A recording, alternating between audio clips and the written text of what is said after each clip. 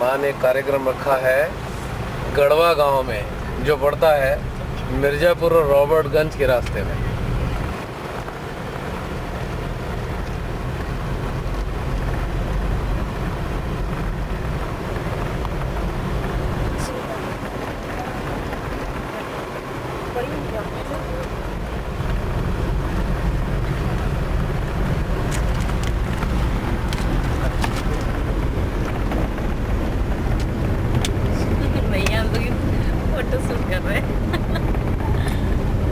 बच्चों की ले लीजिए। चल बच्चे अपने पीछे अपना अपना चेहरा दिखाओ। मिताली कहाँ गई? मोबाइल दोनों लोग वही करते हैं, इन लोगों को फिर वो कर सकते हैं, क्योंकि वो लोग जान रहे हैं ना कि सच्चाई क्या है। वो लोग बेवकूफ है क्या इतने देर से मैनेज कर रहे हैं?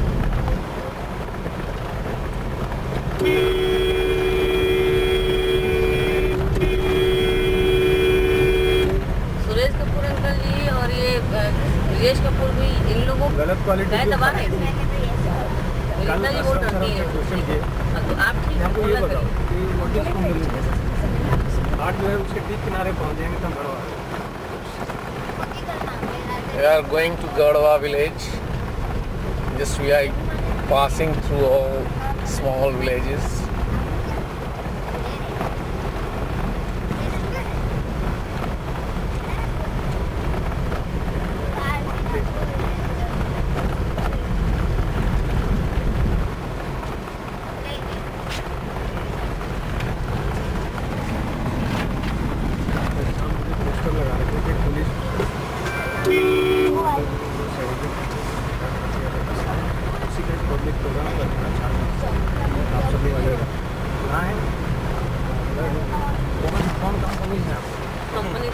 कंपनी वही इस कंपनी से भगवान की हमको याद आ गया मिर्जापुर वाला। हम भी उसको ये कहते हैं भगवान की कंपनी। क्या होगा इसमें? बोला आप अपने अंदर की जो सोई है वहाँ पे रह सकते हैं। हमारे अंदर वो शक्ति है क्या? हम लोग तो आए दिन यही कहते रहते हैं कि भगवान तुम्हारे अंदर है, भगवान तुम्हारे अंदर है। आपके अंदर भगवान है तो कहाँ है, कैसे पता चलेगा? भगवान भी है हमारा तो पता चलेगा। हम एकदम ठीक है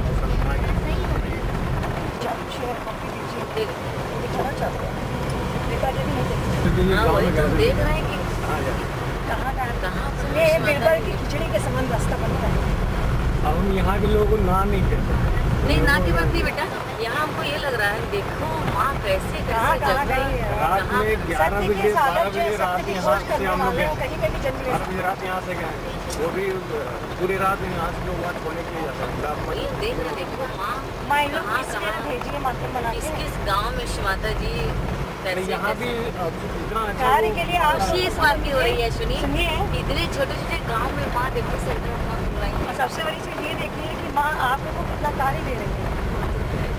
अभी तो शुरुआत की है, चाहिए अभी आप लोग बहुत कन्वेंशन कार्य सेंटर में खोज कर रहे हैं, लेते आपको हैं। मिल रहा है। कन्वेंशन सेंटर में प्रोग्राम हो जाता है, वो एसी हॉल है, बड़े मजे में प्रोग्राम हो जाता सही है। है। गाँव में जहाँ सनातन ये धर्म वही कोई कॉन्वेंस का तरीका एक भी जरिया नहीं है। रात अगर हो गया तो आपके पास बाइक है तो आप जाइए, नहीं तो बैलगाड़ी तो बैठे।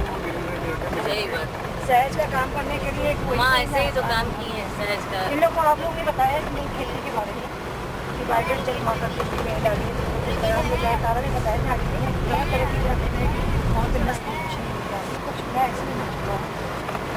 ये सब के लोग अंदर नहीं जाता, कहाँ लोगों को जरूरत है सब कुछ नहीं किया है। ये सीन कितनी सुंदर है, ये इतना अच्छा लग रहा तो है। यहाँ का तो हिल स्टेशन भी नहीं है। यहाँ पर बारिश के समय में आए ना तब कर रहे हैं। बहुत सुंदर लगता है। आपको डर लगता है रात को वापस जाने का?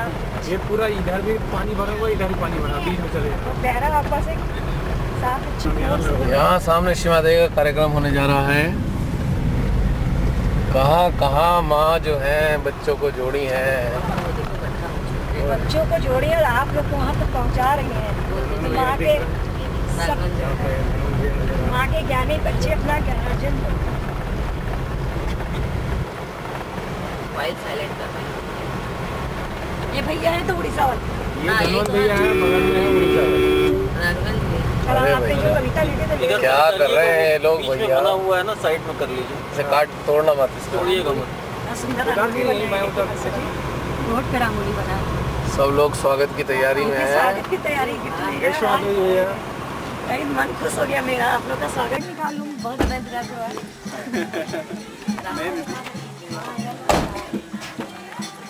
हम लोग को मांडा से आना जय जय अरे अरे अरे वाह भाई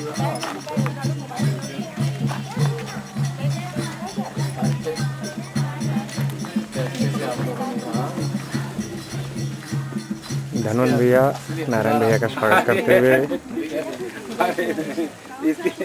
अरे आप समझ नहीं रहे हैं, इतना मेहनत इतना सब कुछ करने के अधिकारी नहीं तो ठीक है।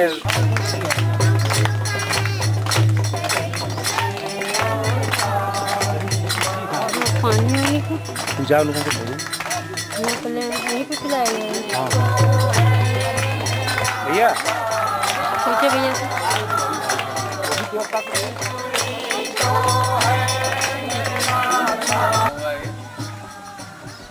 रंगोली सारे कलर इसमें 1 2 3 4 5 6 धारियाँ। ओहो ये खराब कर देगा। तो बच जाएगा, चक्कर आएगा नहीं। निकल जाएगा। बहुत मेहनत से बना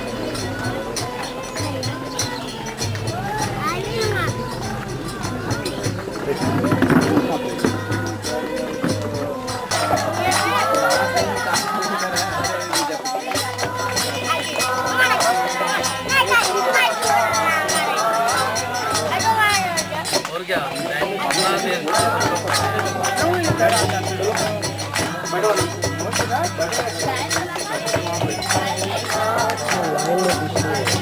डिस्टर्ब है ना। यहाँ आमंत्रित हुए हैं, इसलिए हमारा हार्दिक कथा परमात्मा को कैसे पाया जा सकता है बहुत ही सहज विधि से इसको बताने के लिए हमारे वर्षा दीदी और तथा अन्य सब यहाँ से आमंत्रित हैं, जो आपको बहुत ही सहज ढंग से बताएंगे कि परमात्मा को वाकई कैसे प्राप्त किया जा सकता है, और आप यहाँ से उस अनुभूति को लेकर ही जाएंगे। और बहुत ही हर्ष की बात है कि इस गांव में आज एक कार्यक्रम चल रहा है शादी का, उसमें से इस फोटो के सामने हमें दिखाया गया वो वास्तव में है श्री माता जी इस पृथ्वी पर आकर हम सबको बताना क्या चाहती है। या श्री माता जी इस पृथ्वी पर अगर आई तो माँ का आने का उद्देश्य क्या है? श्री माता जी सिर्फ एक उद्देश्य हमें बताना है कि जब एक बच्चा अपनी माँ के गर्भ से जन्म लेता है और उसके अंदर जब एक एक सांसें चलती हैं, वो एक एक सांसें कोई और नहीं, ईश्वर की उत्पत्ति के कारण ईश्वर ही देता है, ईश्वर ही चलाता है उसकी एक एक सांसों को। आज हम जानते हैं कि हम आँख से देख रहे हैं, कान से हम सुन रहे हैं, जुबान से हम बोल रहे हैं, क्या हमारे शरीर में ऐसी कौन सी मशीन फिट है कि जिसके कारण यह सारी क्रियाएं चल रही हैं। आज उन्हीं सारी चीज़ों की वजह से आँख से हम देखते हैं, कान से हम सुनते हैं, ये सारी क्रिया जिस तरह से हम जान रहे हैं, उसी तरह हमारे शरीर के अंदर एक ऐसी सूक्ष्म शक्ति है जिसकी सहायता से जिस देवी देवता की पूजा आप करते चले आ रहे हैं, जिन मंदिरों में आप माथा टेकते हैं, उन मंदिरों में मूर्तियाँ भी आपसे कुछ कहती हैं। क्या उस मूर्ति की भाषा को हम समझ पाते हैं? क्या इस फोटो में बैठी हुई माँ की भाषा को हम क्या समझ पा रहे हैं? आज वही चीज इस पूरे वातावरण में जो हवा बह रही है, उन हवाओं में कहीं न कहीं भगवान के होने का एहसास है। क्या भगवान को हम महसूस कर पाते हैं? आज जो औरतें बच्चे को पैदा करती हैं, वही उस पीड़ा को महसूस करती हैं। जिन औरतों ने बच्चे को पैदा ही नहीं किया, वो उस पीड़ा को महसूस नहीं कर सकती। आज जैसे अगर आपको इंजेक्शन लगाया जाता है, हमें पता है कि इंजेक्शन का दर्द क्या होता है। तो जिस दिन वह समय आ जाएगा कि आप अपने शरीर पर इस पूरे वातावरण में फैले हुए ईश्वर को महसूस कर लेंगे, माँ दुर्गा को महसूस कर लेंगे, अपने गुरु को महसूस कर लेंगे, आप किसी भी देवी देवता को मानते हैं, अगर उन्हें आप अपने शरीर पर महसूस करेंगे तो उस अनुभव को हम भूल नहीं सकते। हम भजन गाते हैं, हम जागरण करते हैं, हम मंदिर जाते हैं, इन सारी चीज़ों में हमारा मन उतनी देर तक शांत रहता है जितनी देर तक हम वहाँ मंदिर में होते हैं या रामायण में होते हैं या कथा में होते हैं। उसके बाद हमारा मन विचलित होने लगता है। कारण क्या है कि हमारा जो कनेक्शन है उस कनेक्शन से हमारी कनेक्टिविटी खत्म हो जाती है, हमारा योग खत्म हो जाता है। मंदिर से जैसे ही हम आए हम अपने सांसारिक काम में लग जाते हैं। ये मेरा बच्चा है, ये मेरा पति है, मेरा ये है, मेरा वो है। आज इन्हीं सारी चीज़ों में यहाँ पे आप सबके सामने यह सुंदर सा मौका मिला है और हम ही लोगों के बीच में, हम तो बनारस से आए हैं, हमसे भी ज़्यादा दूर से आए हुए हैं भैया हम लोगों के बीच में जो मेरठ से आए हैं और वो आप लोगों के बीच में अपने इस प्रेम और गर्म का एहसास हो रहा है मेरे शरीर को।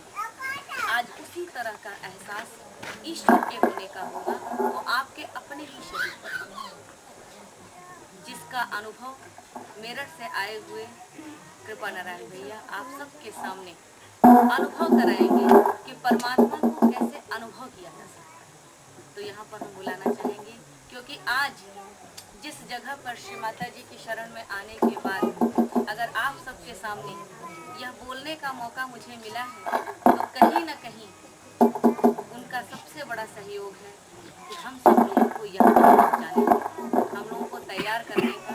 जैसे माँ ने अपने बच्चों को तैयार किया है तो माँ अपने फोटो में बैठकर उनके हृदय में प्रेरणा देकर आज हम लोगों को तैयार कर रही है और आज हम सब यहाँ पे खड़े होकर बोल रहे हैं। तो हम चाहते हैं कि भैया यहाँ पर आए और वो आप लोगों को बताएं।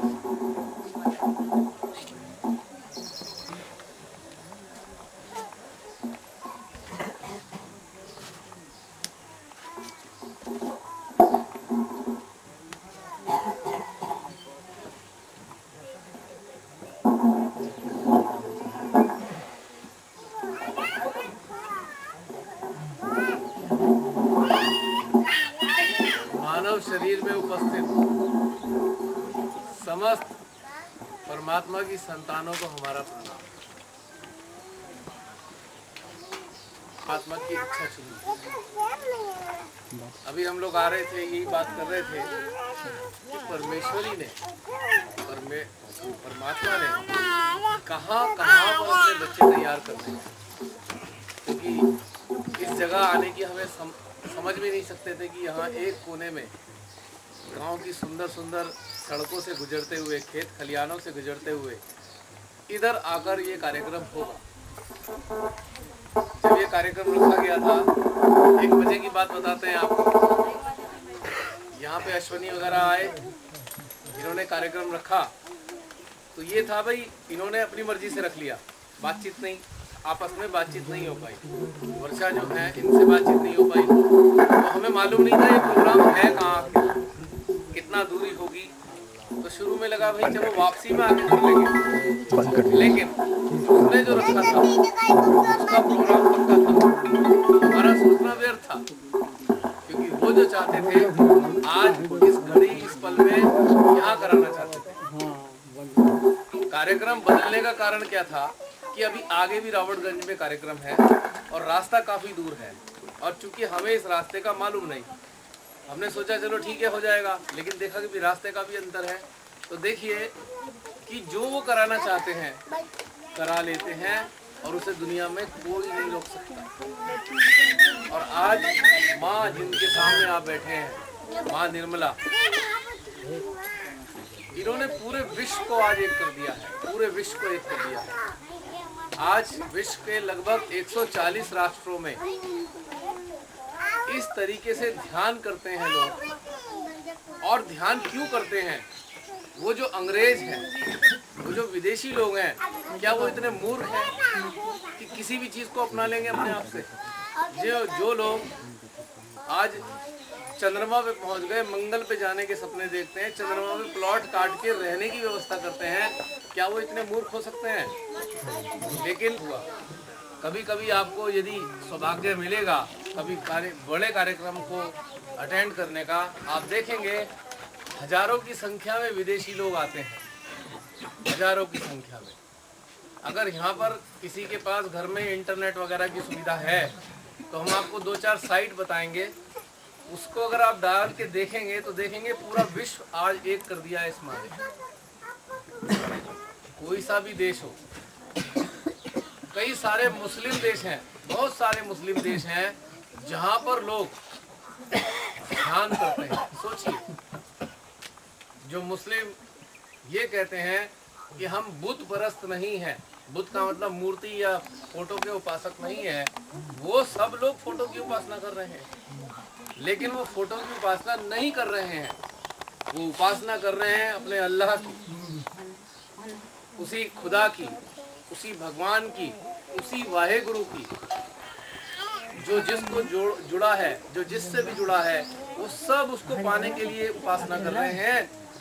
माँ का सम्मान करते हैं क्योंकि इस माँ ने सिखाया है और इस माँ ने जागृत किए है हमारे सारे देवी देवताओं को।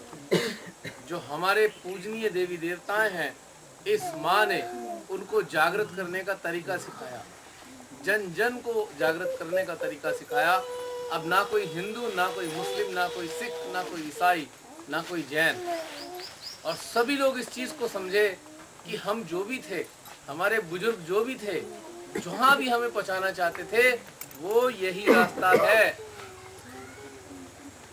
हमने भी थोड़ा थोड़ा सब चीज़ों का अध्ययन किया, कुरान शरीफ, गुरबाणी, गीता, बाइबल, रामायण और श्री माता जी की बहुत सारी बातों का अध्ययन किया, तो देखा कि सारे की सारी चीज़ें एक ही बात कहती हैं। अंतर किस चीज़ का है? उर्दू में लिखा गया, अरबी फारसी में लिखा गया, अंग्रेजी में लिखा गया, गुरुमुखी में लिखा गया या संस्कृत में लिखा गया। अब जिसको एक चीज़ नहीं आती है वो सोचेगा ये अलग है। सब चीज़ एक ही है। यही माँ ने पूरे विश्व में सिद्ध किया। देवी माँ के व्रत रखते हो, ठीक है, देवी माँ कैसे जागृत होंगी? क्या रात भर जागरण करने से वास्तव में देवी माँ जागृत हो गई हम सबके भीतर?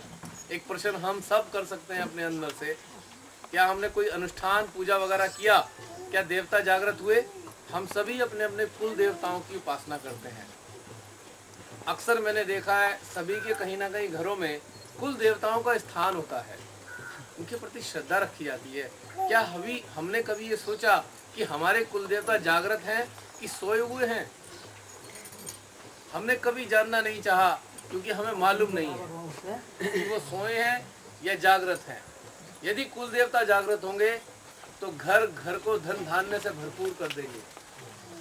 अगर सोए होंगे घर में परेशानियां होंगी, विपदाएं आती रहेंगी और इंसानों को तकलीफ होगी। इस माँ ने सिखाया कि घर के देवताओं को जागृत कैसे किया जा सकता है, कैसे उन अनंत शक्तियों यहाँ माँ को सम्मान करती है और माँ को इस देवी के रूप में ही महसूस करती है।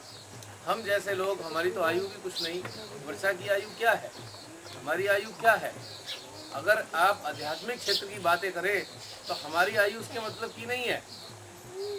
लेकिन क्यों हम सब ये बातें करना चाहते हैं? क्यों हम इस चीज़ को सारी दुनिया में खुशी से पहुंचाना चाहते हैं?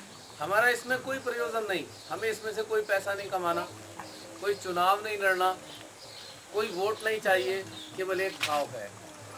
ये जो त्रस्त है पूरी पृथ्वी, इस पूरी पृथ्वी पे जो मानव जाति त्रस्त है, पीड़ाओं से परेशान है, जो माँ ने रास्ता बताया है उन पीड़ाओं से बाहर जाने का, तो क्यों ना इस सुंदर से रास्ते को जन जन तक पहुँचाया जाए, जिससे जो भी जिसको मानता है, जो भी जिसको पूछता है, किसी का कोई भी गुरु हो सकता है, उन सब के रहते रहते भी, किसी का धर्म खराब ना रखते होते होते भी, किसी एक गुरु का अपमान ना होते होते भी एक ऐसा मार्ग मिलता है, सबको आनंद आता है, सबको शांति मिलती है और आपस की वैमनस्यता में कमी आती है। धीरे धीरे करके आपस का द्वेष समाप्त हो जाता है। ये बात बिल्कुल पक्की है।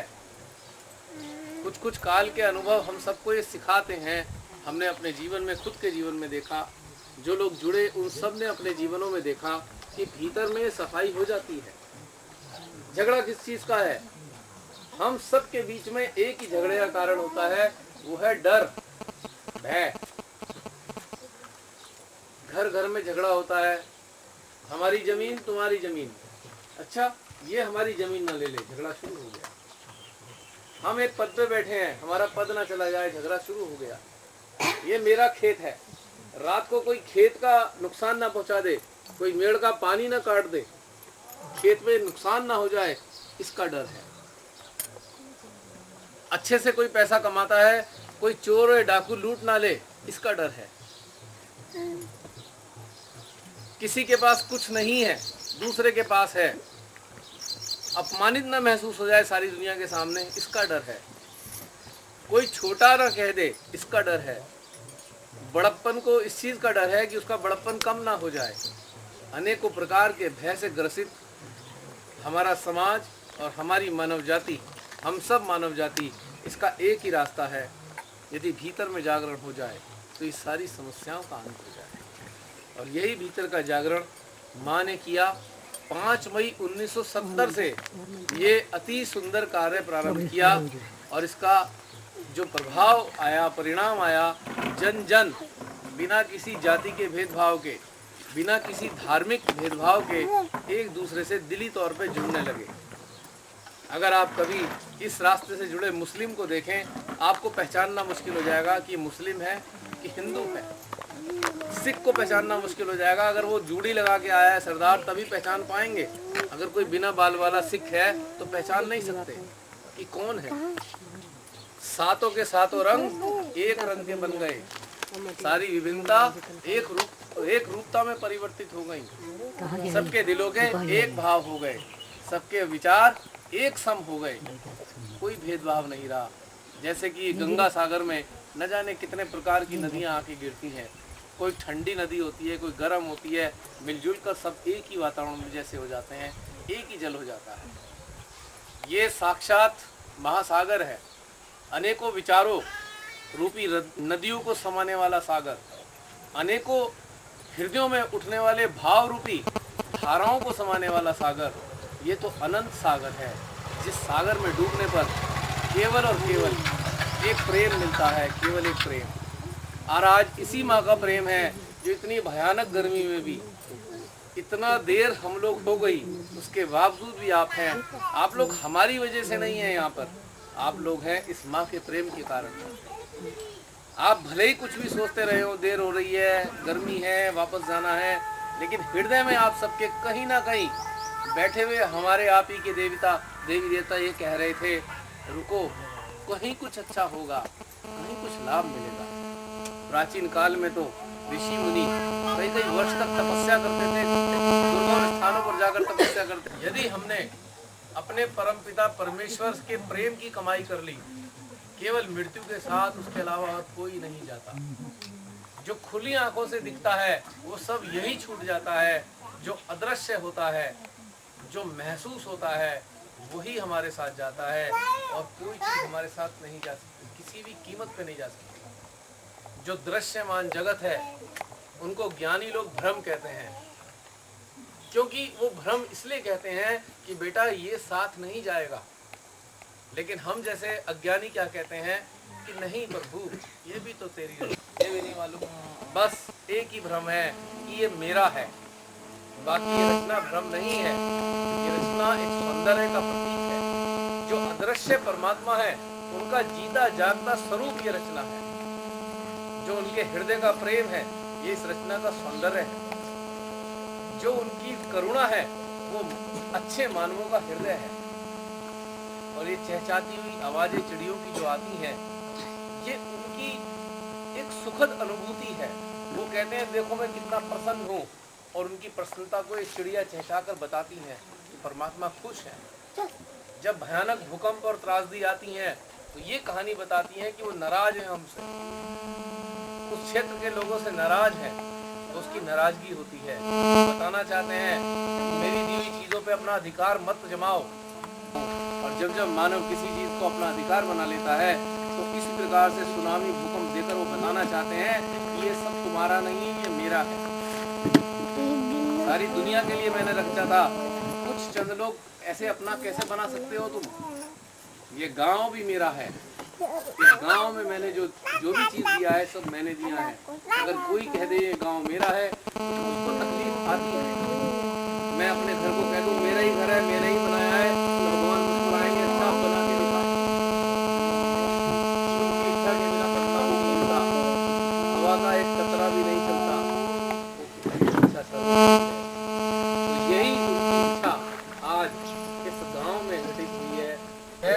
तब जाकर बच्चे के अंदर विकास होता है। शरीर बन जाता है उसका, लेकिन प्राण नहीं होते। 2.5-3 माह की अवस्था में प्राण आते हैं।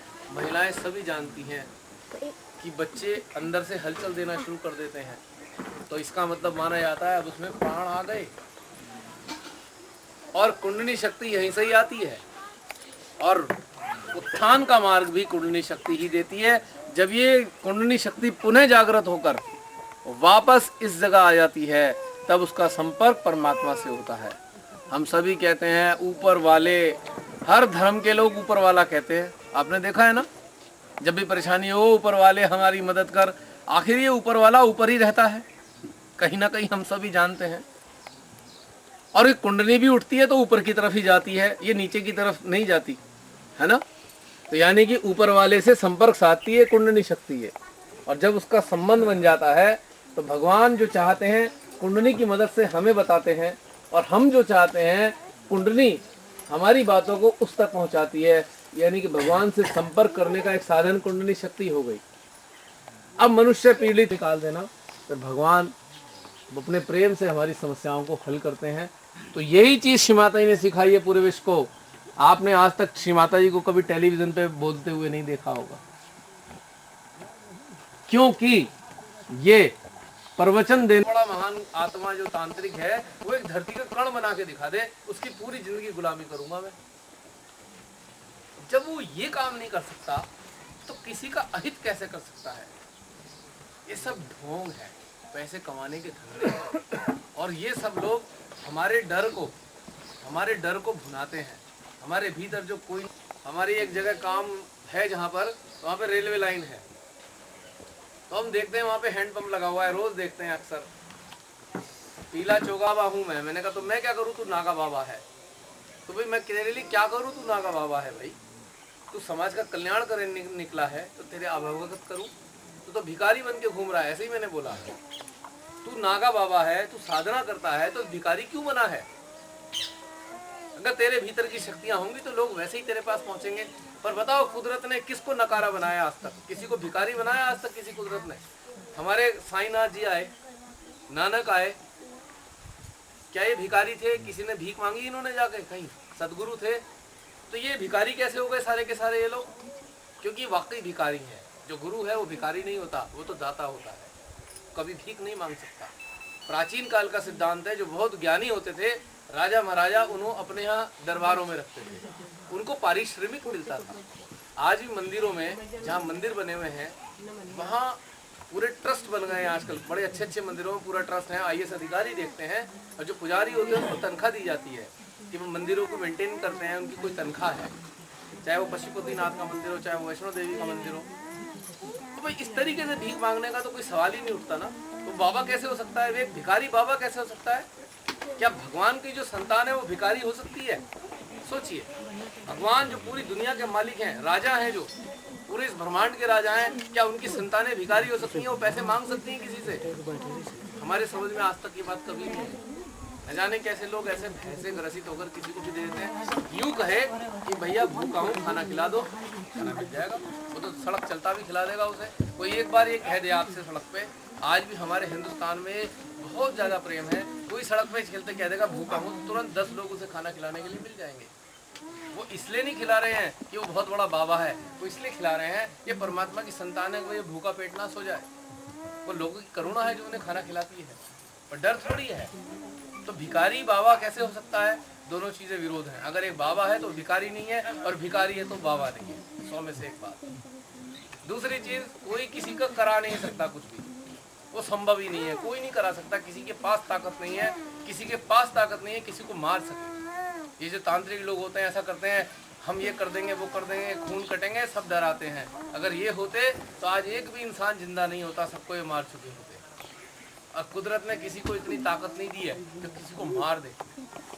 कोई तो मार नहीं सकता किसी को, उसका अपना वक्त ही उसे मारता है। उसकी जन्म पत्री में लिखा होता है 8वां खाना। 8वां खाना मौत का खाना है। उसमें लिखा होगा, अगर कोई भी जन्म पत्रिका ज्ञाता है, उसमें लिखा होगा इतने बजे इस घड़ी इस काल में उत्तर दिशा में कि दक्षिण दिशा में इसकी मृत्यु का योग बन रहा है। मृत्यु नहीं है, योग, संभावना। वो संभावना कहाँ से बनी है? जो पूर्व जन्म में कार्य किए थे उसके कारण वो संभावना बन के आई हुई है। वो संभावनाएं सत्य नहीं है। और जो योग है वो सुयोग में भी परिवर्तित हो सकता है उस मृत्यु के योग में उसे परमात्मा का योग मिल जाए, तो सुयोग हो गया ना। और वाकई मृत्यु मानी जाएगी उस दिन उसकी, कि पुराना जीवन उसका नष्ट हो गया, नया जीवन प्रारंभ हुआ है। पहले बिना परमात्मा के जीवन जीता था जुड़े हुए, अब परमात्मा के साथ जुड़कर जीवन जी रहा है, तो पुराने जीवन की मृत्यु हो गई है। जन्म पत्री ने तो सही बताया, पर वास्तविकता दूसरी थी। ये वाकई घटनाक्रम घटित होता है। और यही श्री माता जी कहती हैं, बेटा जब आपका परमात्मा से योग होता है वो पहला दिन आपका जन्म दिवस होता है। पुरानी जन्म पत्रियां फेल हो जाती है। मैं खुद रुचि रखता था ज्योतिष शास्त्र में। जब मैं माँ के चरणों में आया तो माँ ने बहुत सारी बातें, अपनी बातें बताई, तो हमने अध्ययन किया। अब हमने ज्योतिष का भी अध्ययन किया। एक तरफ माँ की बातें, एक तरफ ज्योतिष की बातें। सबसे पहले अपनी जन्म पत्री का अध्ययन किया कि मेरे जन्म पत्री में इस वक्त ये लिखा है, इसका योग बन रहा है, और आज की तारीख में क्या मैं इसी स्थिति में हूँ। मेरी जन्म पत्री में लिखा था मैं मर भी सकता हूँ, आपके सामने जीवित खड़ा हूँ। सच्ची बात बता रहा हूँ मैं आपको। उसके बाद और कई लोगों की जन्म पत्रियों का अध्ययन किया, सारी जन्म पत्रियाँ फेल। माँ के चरणों में क्या आने के बाद सारे ग्रह, नक्षत्र, तारे सब फेल। उल्टा हो गया। जो ग्रह मुझे सजा देना चाहता था उसने मुझे पुरस्कार देने शुरू कर दिए। जो महादशा चल रही थी शनि की, शनि जो पल में तोला पल में माशा कर दे, अब वो पुरस्कार देने में लगा हुआ है। भयानक शनि की 7.5 ढैया, सब लोग ये डरते हैं, अरे भैया शनि आया। और शनि की एक विशेषता आपको बता दूं, अगर जो परमात्मा को प्रेम करते हैं ना, शनि उस पर बड़ा मेहरबान होता है। क्योंकि शनि को भगवान ने, शनि या सारे 9 के 9 ग्रहों को भगवान ने 2 चीज़ों के लिए नियुक्त किया है। अगर जो इंसान बुरे कार्य करेगा तो उनको यही ग्रह सजा देंगे, और जो अच्छे कार्य करेगा उनको यही ग्रह पुरस्कार देंगे। तो सब जन्म पत्रियाँ उलट पलट हो गई। बेचारे हमारे जो पंडित जी थे घर के, वो बड़े परेशान कि मैंने इतना कह दिया है, इनका तो कुछ हो ही नहीं रहा, बल्कि उल्टा उल्टा होए जा रहा है, और उनके पास शब्द नहीं समझ में आ रहे कि ऐसा कैसे हो रहा है। उनकी सारे लोग उन पर बड़े विश्वास करते थे। जो ये कह देते हैं पत्थर की लकीर है, अब वो बेचारे अपनी लकीरों को खुद की खोज रहे हैं। लकीरें कहाँ चली गई, सारी लकीरें मिट गई उनकी बोली भी। ये तो नया जीवन आ गया। क्योंकि जिसके सर पे परमात्मा का हाथ आ जाता है, कौन सी जन्म पत्री, काय की जन्म पत्री। अरे जन्म पत्री बनी थी हमारे प्रारब्ध के कर्मों से। अब ये नई जन्म पत्री बनी है जब परमात्मा की शरण में आए हैं। नहीं करता है, आपको मालूम ही नहीं है। जब माँ के शरणागत हो जाते हैं, परमात्मा से प्रेम पाते हैं, वो सारी दुनिया के सामने वो दुश्मन आ जाता है। आपको पता लग जाता है भैया ये तो मेरा दुश्मन है, इससे दूर दूर से राम राम करो, गले मिलने की जरूरत नहीं। और दूसरी एक बात, मैंने अपना व्यक्तिगत अनुभव बता रहा हूँ, जिसके घर में माँ का चित्र चला जाता है, आपके दुश्मनों की हिम्मत ही नहीं होती उस घर में पैर रखने की। वो तो भाग जाते हैं डर के मारे। कोई ना कोई ऐसे कारण बन जाते हैं कि घर में प्रवेश ही नहीं कर पाते, हो नुकसान ही नहीं पहुंचा पाते। आ रही है भैया, इस वक्त मैं इस रूप में हूँ, धरती पे आई हूँ इस रूप में। आपको आपकी आत्मा बता रही है, ये साधारण नहीं है, ये कोई गुरु नहीं है, ये देवी है। आपकी आत्मा बता रही है। हम तो कुछ नहीं कहेंगे। जब सामने बैठते हैं, आंख बंद करते हैं, अपने भोलेनाथ जी से जुड़ते हैं, हनुमान जी से जुड़ते हैं, कृष्ण से जुड़ते हैं, तो कृष्ण ही अंदर से आके बताते हैं मैंने ये तो कहा था मैं हर काल में आऊँगा, पर ये तो कभी नहीं बताया किस रूप में आऊँगा। तो समझ लेना खुद ही। तो जब आपका हृदय गदगद होने लगे, जब आपको बिना किसी बात के अच्छा लगने लगे, जब आपको अपने भीतर में संतुष्टि अनुभव होने लगे, समझ लो मेरा आगमन हो गया है। कृष्ण जी ने जो बताया था हर काल में उपस्थित होऊंगा, जब जब भी धर्म का नाश होगा मैं हमेशा आऊंगा, पर उन्होंने ये नहीं कहा था मैं इसी रूप में आऊंगा। वो किसी भी रूप में आ सकते थे। अब इसको कैसे पहचाना जाए, भाई भगवान आए हुए हैं। अगर मान लीजिए इस वक्त राम जी इस धरती पे हों, क्या वो धनुष बाण लेके घूमेंगे? बताइए आप मेरे को ईमानदारी से। अगर जगदम्बा जन्म लेंगी इस धरती पर, तो क्या घोड़े पे सवार, उस पे शेर पे सवार होके आएंगी? हो सकता है साधारण गृहस्थ बन के आए, और हमारी आत्मा उसको पहचानेगी, हमारी चेतना उसको जानेगी। तो हमारी जो स्वरूप है श्री राम का, धनुष बाण लेके बैठे हैं। अब घोर कलयुग आ गया, हो सकता है वो सूट में आए, श्री राम सूट पहन के आ जाएं आपके पास में, धनुष बाण लेके ना आए। जो है और आपका हृदय जो है ये बताने लग रहा है कि ऊंचे अवस्था का इंसान है। दिमाग नहीं पहचान सकता, आंखें नहीं पहचान सकती। तो लाभ क्या होगा?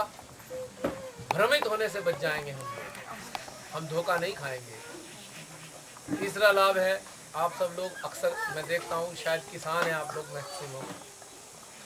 अब माँ ने जो बताया रास्ता, ये जो जल रखा है लिटिया में, अगर ऐसे ही जल आप किसी बोतल में, कांच की बोतल या स्टील का या तांबा के पात्र में डाल दें, रखें, 1-2 दिन रखें, उसके बाद अपने खेत खलिहानों में ट्यूबवेल वगैरह में डालें तो फसलें अच्छी होती हैं। इस पे कई वर्षों पहले वैज्ञानिक शोध कर चुके हैं कि माँ के चित्र के सामने रखा हुआ पानी अमृत बन जाता है और फसलों की पैदाइश ज़्यादा अच्छी होती है। ये भी बहुत प्रयोग हो चुके हैं कृषि में, अनेकों सारे उदाहरण हैं। मैं तो आपको खाली एक बता रहा हूँ आइडिया। तो कहने का मतलब ये है कि इस लाभों के देखते हुए हमें जो जीवन में परिवर्तन महसूस हुआ, तो हम जैसे अज्ञानी लोग भी माँ के चरणों से आए, न जिन्हें भगवान का पता था, न शास्त्रों का पता था, किसी चीज़ का नहीं पता हम जैसे लोगों को। लेकिन जब हमने इनका प्रेम पाया और सत्यता महसूस करी कि माँ ने जो सिखाया है पूरे विश्व को लाभ हो रहा है, तो ये माँ ने दिया हमें बहुत सारी समस्याएं। जब रोग शरीर पे होता है, अक्सर आप देखते हैं हम सब लोग रोगों का इलाज कर रहे होते हैं, लेकिन रोग के कारण का इलाज नहीं कर पाते। सब लोग जानते हैं कि रोग मन में लगता है और तन पर दिखाई देता है। मान लीजिए किसी इंसान को पैसे की बहुत कमी है, तो रात दिन वो चिंता करता है पैसे की। देखिए 2 तरीके के इंसान होते हैं, पैसे की कमी दोनों को है। एक पैसे की कमी को महसूस कर रहा है, एक पैसे की कमी में भी मस्त है। तो जो पैसे की कमी के बावजूद भी मस्त है, उसे कोई रोग नहीं होता, क्योंकि वो कहता है भगवान जब देना होगा दे देगा, मेरे को हेडेक क्या है।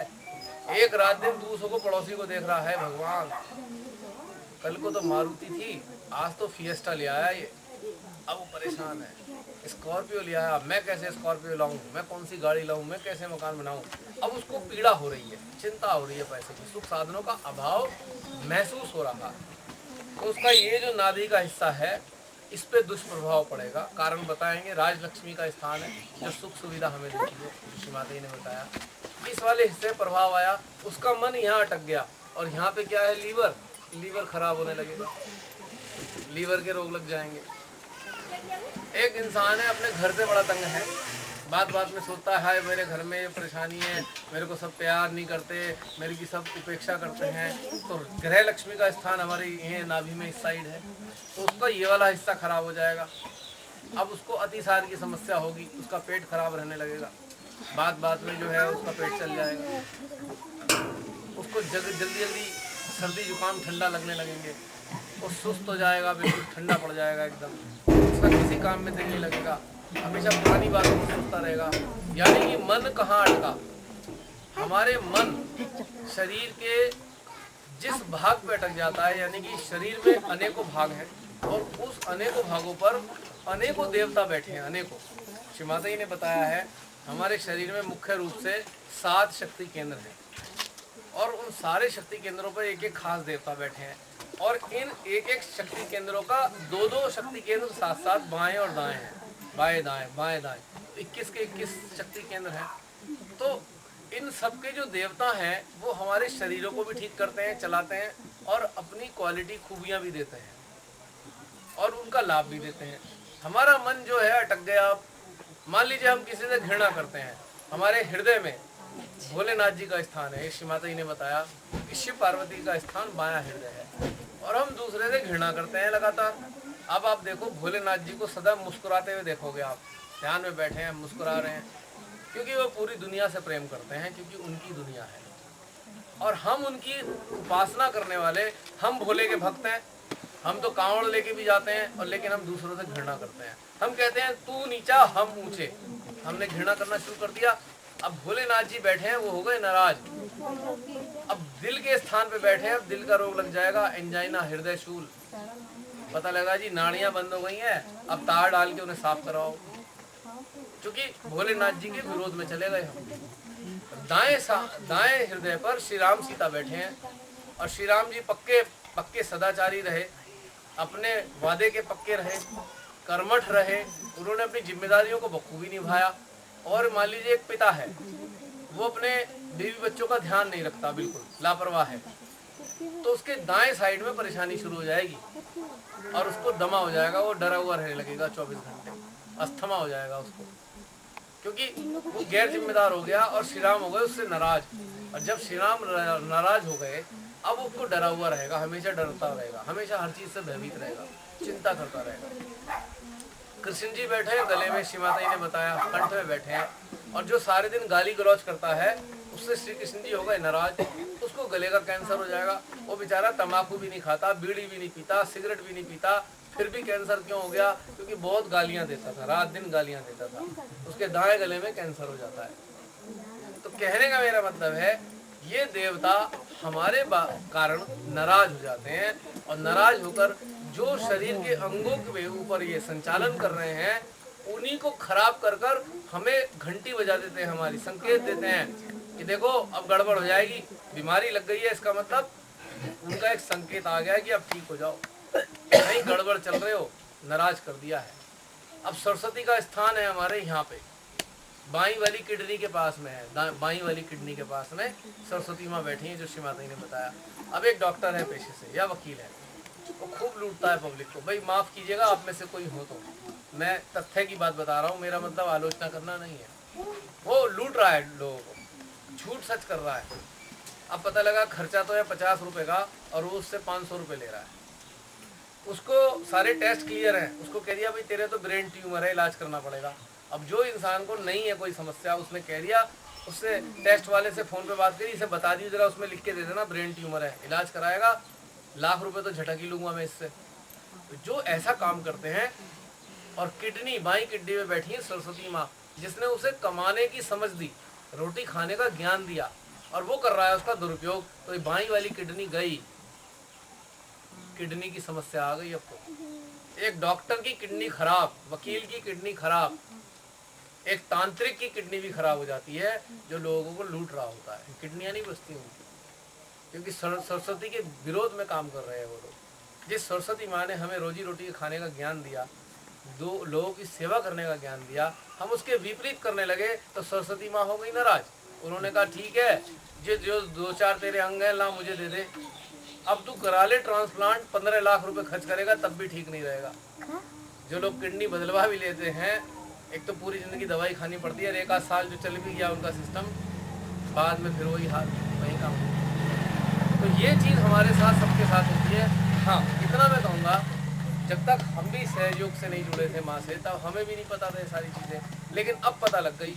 मान लो मैं हूँ, अब मैं जानबूझ के किसी को सताना शुरू कर दूँ, मान लो मेरी बहन वर्षा है, अब इसे मैं रोज़ सुबह शाम धमकाऊँ कि मैं ये कर दूंगा, वो कर दूंगा, मेरी बात सुन, तो मेरे हृदय में बैठी जगदम्बा, जो मुझे आत्मविश्वास देती है, प्रेम देती है, अब ये जगदम्बा नाराज हो जाएंगी। अब मैंने जगदम्बा से दुश्मनी मोल ले ली, अब हालत क्या होगी मेरी?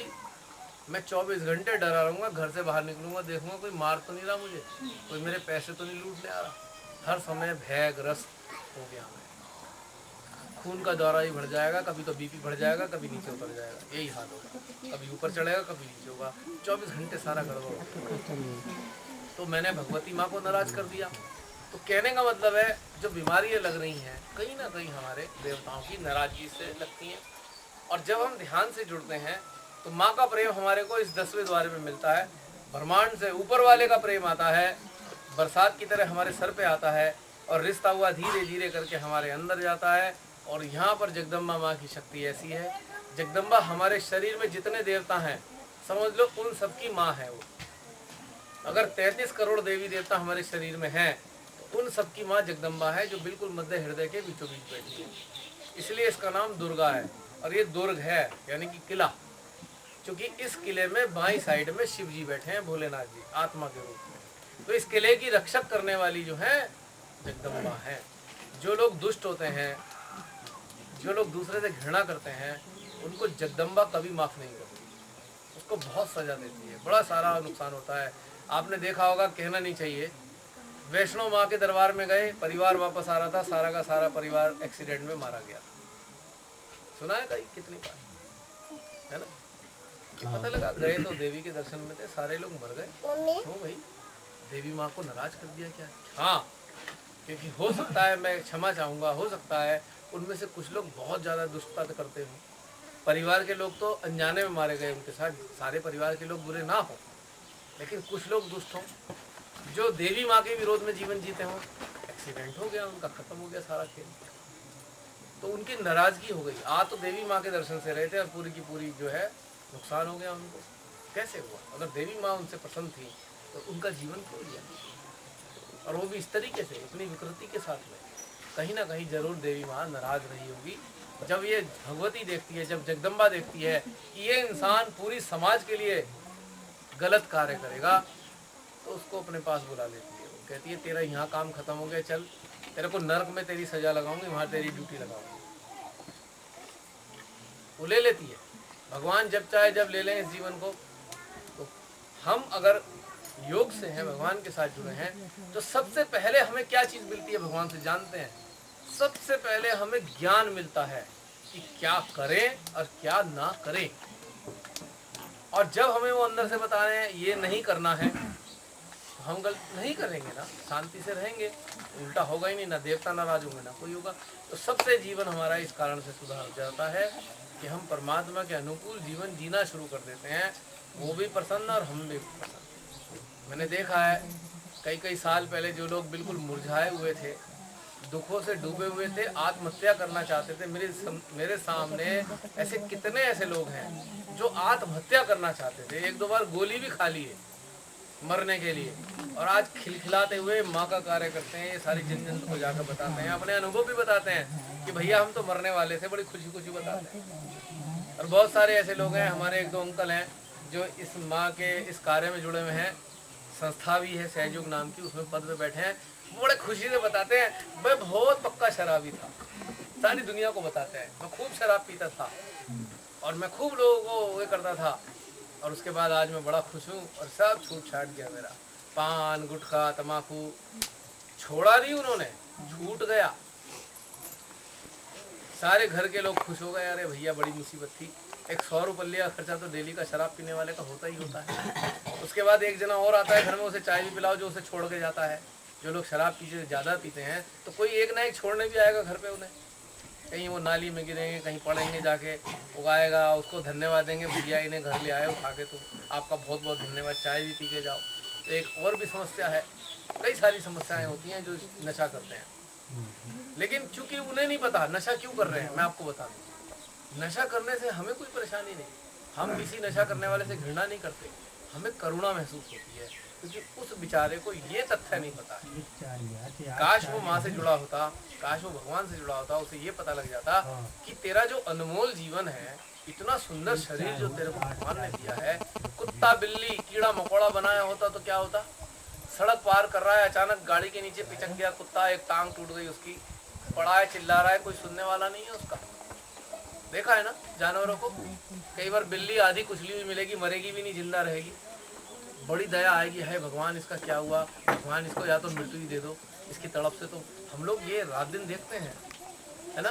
कई बार कोई भैंस टकराई होती है, कभी गाय टकराई होती है, क्योंकि इतना जानवरों को सामर्थ्य नहीं है अपनी बातों को व्यक्त कर सके, कोई इसकी सुनने वाला नहीं। ये कीड़े भी तो हम ही थे पहले, 84 लाख योनियों में से गुजर के हम मानव बने हैं, हम ही तो कीड़े थे, हम ही तो जानवर बने थे, हम ही तो मक्खी थे, हम ही तो जाने क्या क्या बन के आज मनुष्य बने। कितना बेशकीमती जीवन है हमारा ये मनुष्य का। क्या हम इसे शराब पीकर, क्या हम इसे गुटखा खाकर, कैंसर कर कर गले में परिवार के सदस्यों के लिए मुसीबत खड़ी करके अपने इस अनमोल जीवन को नष्ट कर दें? तो ये समझ आती है, इसलिए हमें किसी भी शराब पीने वाले से, किसी भी ऐसे इंसान से कोई घृणा कभी नहीं हुई, बल्कि करुणा है कि चलो इस भाई को एक दिन मौका आएगा, माँ के चरणों में बैठेगा, तब उसे उसके अपने अनमोल जीवन का उसे पता लगेगा कि इतना अनमोल जीवन ऐसे कैसे खराब कर दूं मैं। इतनी बुरी हालत में देखा है मैंने गिरते पड़ते लोगों को, रिक्शा वालों को देखा है, रिक्शा चलाते हैं और 3 रुपए का इंजेक्शन खरीद के अपनी नसों में लगाते हैं, नशा करते हैं, फिर चलाते चलाते कहीं भी गिर जाते हैं रात को, कई बार तो किसी ट्रक के नीचे आते जाते हैं। तो ये वाला तथ्य मनुष्य के ऊपर बिल्कुल साबित होता है। तो उस भगवान को जो इस पेड़ को भी बड़ा ज्ञान देते हैं, बुद्धि चातुर्य देते हैं। दूसरा चक्र है हमारा शक्ति केंद्र है। इस वाले पहले वाले चक्र को मूलाधार चक्र कहते हैं, इसके मालिक हैं श्री गणेश। दूसरा चक्र है स्वादिष्ठान, इसकी मालकिन है सरस्वती और ब्रह्मा जी, जो हमें ज्ञान देता है। नाभि में गुरुओं का ज्ञान मिलता है, आत्मज्ञान मिलता है, और लक्ष्मी और विष्णु का स्थान भी नाभि में है। भव सागर है, लेकिन ये ज्ञान आने के बाद क्षीर सागर बन जाता है। और विष्णु और लक्ष्मी कहाँ मिलते हैं? शेषनाग की शैया में क्षीर सागर में मिलते हैं। भावनाओं का सागर था, मनुष्य मन भावनाओं से संचालित है, लेकिन जब ज्ञान आ गया तो ये क्षीर सागर हो गया। भावनाएं, अनियंत्रित भावनाओं का क्षय हो गया, क्षरण हो गया, यानी कि नष्ट हो गई अनियंत्रित भावनाएं, और सत्य का उदय हो गया, यानी कि क्षीर सागर। अब ये जो सागर है आनंद देने वाला है, ज्ञान देने वाला है, इसमें विष्णु और लक्ष्मी आ जाते हैं। मणिपुर चक्र कहलाता है। हृदय में जगदम्बा माँ बैठी है, इसको अनहद चक्र कहते हैं। अनंत क्यों है? जिसकी कोई हद नहीं है। प्रेम भी अनंत है, शक्ति भी अनंत है, करुणा भी अनंत है। अनंत चक्र जगदम्बा यहाँ पे। कंठ में श्री कृष्ण जी माधुरता बिखेरने वाले। मस्तक पर हैं साक्षात महागणेश। आपने गणेश के कई रूप देखे होंगे। 8 भुजाओं वाले भी श्री गणेश होते हैं, 6 भुजाओं वाले भी होते हैं। 6 भुजाओं वाले श्री गणेश का स्थान यहाँ पर है। जो श्री गणेश अंग्रेजों के भी, ईसाइयों के भी भगवान बने थे, उन्हें जीसस क्राइस्ट कहा। और 7वां शक्ति केंद्र सर्प, ये है ब्रह्मांड की समस्त शक्तियों की जननी। जितने भी देवताओं ने जन्म लिया आज तक, जितने भी अवतार आए, उन सब की माँ, उन सब माओं की माँ का स्थान है आदि शक्ति। सारे देवताओं की शक्ति, सारे देवताओं की माँ जननी आदि शक्ति का स्थान इस सहस्त्रार पर। और यहीं पर ही है स्थान भोलेनाथ जी का, जो हिमालय पे बैठे समाधि दिखाई देते हैं, यही वो हिमालय है। तो यहाँ पर परमात्मा का प्रेम आता है, इसलिए सब लोग कहते हैं ऊपर वाले, क्योंकि ऊपर से प्रेम आता है, बरसात की तरह सर पर गिरता है और रिस रिस कर हमारे धीरे धीरे नसों नाड़ियों में जाता है। माँ को देखते ही देखते धीरे धीरे अपनी आंखों को बंद कर 71-20 और अपने देवी देवता को, जिसकी बरसों से आप पूजा करते चले आ रहे हैं, चाहे वो प्रभु श्री राम हो, चाहे वो श्री कृष्ण हो, आप अपने ही देवी देवताओं को अपने हृदय में देखें, उनसे प्रार्थना करें, हे प्रभु, आज वह सुंदर समय आया है कि जिस फोटो में, जिस मूर्ति में मैं आपको देखता चला आया हूँ, प्रभु आज वह समय अपने सिर के तालु भाग पर ले जाएंगे। अपना पूरा मन अपने सिर के तालु भाग पर, और अपने प्रभु से प्रार्थना करें कि हे प्रभु, प्रभु श्री राम के रूप में, प्रभु श्री कृष्ण के रूप में, जो आपने इस पूरे विश्व में विराट की शक्ति को दिखाया था, प्रभु आज अपनी समस्त शक्तियों के साथ मेरे इस सिर पर आप विराजमान होइए। आइए प्रभु, मुझे अनुभव करने वाली है, लेने वाले हैं, आज खाली हाथ नहीं जाना। जिसे चाहिए हाथ वो उठाना, जिसे चाहिए हाथ वो उठाना, ये हाथ वो उठाना, खाना जिसे चाहिए हाथ वो उठाना। माँ देने वाली है,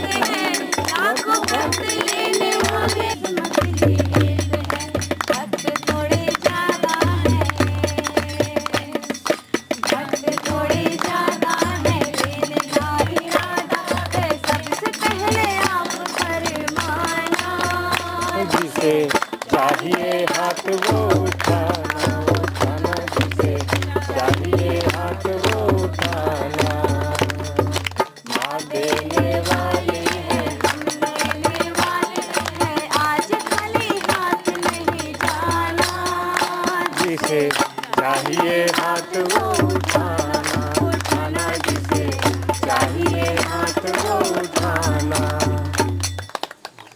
तो अब ईमानदारी से नहीं देखा कि भगवान कण कण में है, और आज भगवान की शक्ति को हम सब ने महसूस